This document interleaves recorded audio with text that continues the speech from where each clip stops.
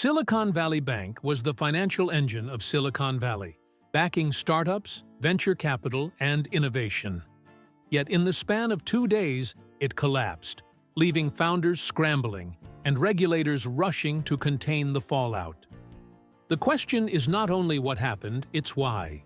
What choices did CEO Greg Becker make that triggered the panic, and why did the bank fail so quickly?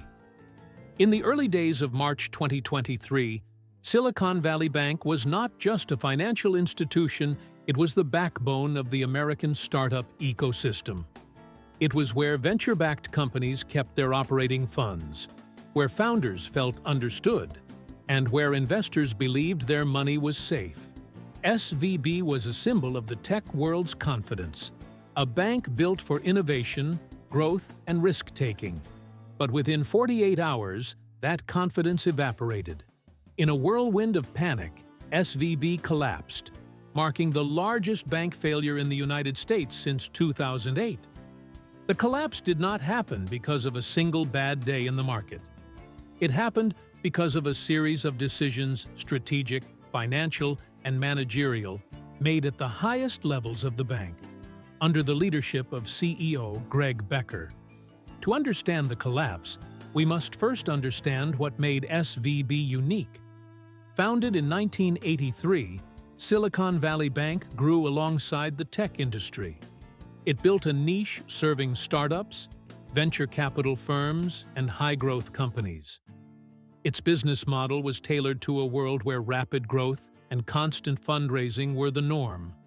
SVB offered loans, deposits, and services that other banks were unwilling to provide. In return, it earned loyalty, trust, and an unmatched position in the innovation economy. SVB's success was built on a simple premise. It understood the needs of the tech sector better than anyone else. But success brought risk. As the startup ecosystem boomed during the pandemic, SVB's deposits surged. Startups raised record amounts of funding, and much of that capital was deposited at SVB. By 2022, the bank's deposits had soared from roughly $62 billion in 2020 to nearly $175 to $186 billion by the end of 2022. The bank had more money than it knew what to do with. Under normal circumstances, a bank would keep excess deposits in safe, liquid assets. But SVB's leadership, driven by a desire to earn higher returns, invested heavily in long-term government bonds and mortgage-backed securities. These were considered safe, but they were also sensitive to interest rate changes. This is where the first critical decision comes into focus. Instead of maintaining a balanced portfolio, SVB invested in long-term assets that would become vulnerable if interest rates rose. And then, interest rates did rise dramatically. The Federal Reserve, in response to inflation, began a rapid series of rate hikes in 2022 and 2023. This changed the entire financial landscape. Bonds purchased when rates were low suddenly lost value because newer bonds offered higher returns. SVB's portfolio was no longer a safe haven. It became a hidden liability. On paper, these losses were not immediately visible. Many of the securities were held to maturity, which meant they were recorded at purchase price, not current market value. But the danger lay in liquidity. SVB's business model depended on having access to cash when depositors wanted to withdraw. When interest rates rose and the tech industry began to slow, startups started burning cash and withdrawing funds. SVB faced a dilemma. It had to provide liquidity, but the assets it could sell were now worth less than their purchase price. This is where the second major decision became crucial.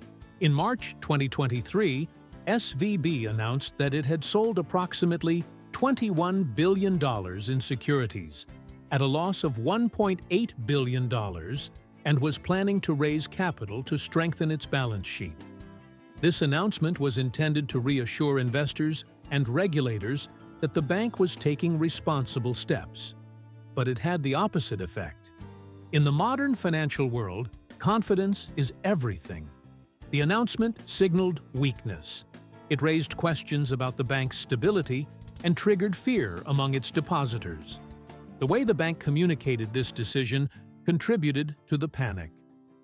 SVB's public disclosure was blunt and immediate, and it came at a time when tech companies were already jittery about funding and cash flow. Venture capital firms, startup founders, and industry insiders reacted quickly. Within hours, rumors began spreading that SVB was in trouble. In the age of social media, information travels faster than ever, and fear spreads even faster. People began advising each other to withdraw funds and move them to larger, more stable banks.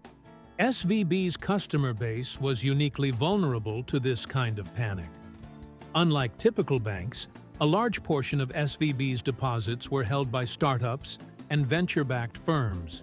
Many of these deposits were far above the FDIC-insured limit of $250,000.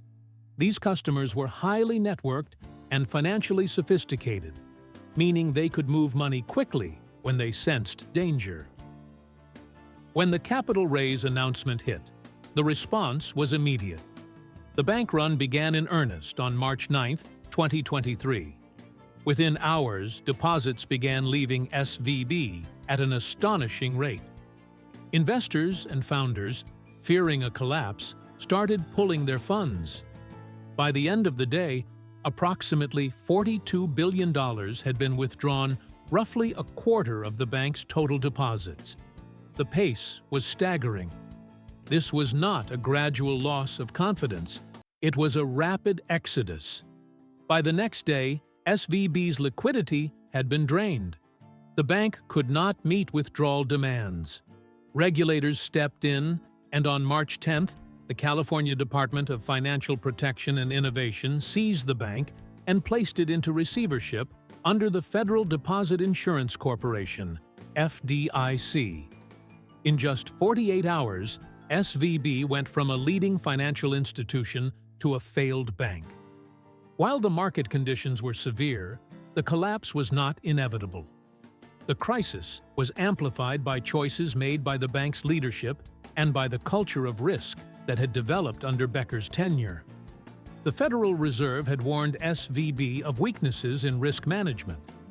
In 2022, a review identified flaws in the bank's stress testing and risk models. Yet the bank did not take sufficient steps to address these vulnerabilities. This failure was not just an operational oversight, it was a leadership failure. A bank's risk management framework should anticipate rate changes and liquidity pressures. SVB's framework did not. Another critical factor was governance. For much of 2022, SVB operated without a permanent chief risk officer, a key role responsible for monitoring and managing risk. This vacancy left the bank without strong oversight at a time when interest rates were rising and the tech sector was showing signs of strain. In a bank where the customer base was highly concentrated in one industry, this was a dangerous oversight. It allowed the bank to become overexposed to a sector that was vulnerable to rapid shifts in funding and liquidity. Moreover, SVB's leadership, including Becker, actively lobbied for deregulation. The bank supported efforts to raise the threshold for enhanced regulatory oversight, arguing that the rules were too burdensome for mid-sized banks. In 2018, legislation increased the threshold from $50 billion to $250 billion, exempting SVB from the most stringent regulatory stress tests. This deregulation reduced the pressure to maintain strict liquidity and capital standards. In retrospect, it was a strategic choice that may have contributed to the bank's inability to withstand the sudden crisis. Critics argue that SVB's collapse is a cautionary tale about the dangers of regulatory rollback and the importance of risk oversight. The bank's leadership had positioned itself as an innovator in finance, but it had also built a model that was highly sensitive to interest rates and liquidity demands. When the economic environment shifted, the vulnerabilities were exposed. The role of communication cannot be understated. The decision to publicly announce the capital raise and bond losses was the moment when the crisis became public. In banking, transparency is crucial, but timing and context matter. SVB's communication created panic rather than calm. A different approach, perhaps a private capital raise or more gradual disclosure, might have prevented the immediate run. After the collapse, the consequences were severe. Depositors were left uncertain, investors lost billions, and the tech ecosystem faced a crisis of confidence. Regulators stepped in to guarantee deposits beyond the insured limit, but the damage to trust was already done. The collapse also sparked fears of contagion in the banking system. Investors worried that other banks with similar risk profiles could also fail. While the crisis was contained, the episode left a lasting impact on the banking industry and the startup world. The story of SVB's collapse is not just about market forces or economic conditions. It is a story about leadership choices. It is about a bank that grew too fast, invested too heavily in long-term assets, and failed to prepare for a sudden shift in interest rates. It is about a leadership culture that underestimated risk and overestimated the stability of its customer base. And it is about the moment when a decision to raise capital, intended to strengthen the bank, instead triggered the panic that destroyed it. The collapse of Silicon Valley Bank serves as a modern warning.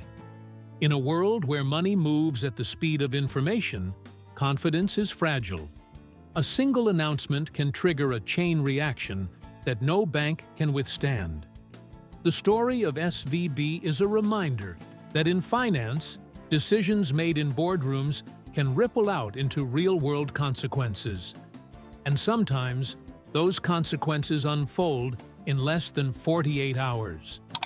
Subscribe now because the real story is always deeper than what you see on the surface.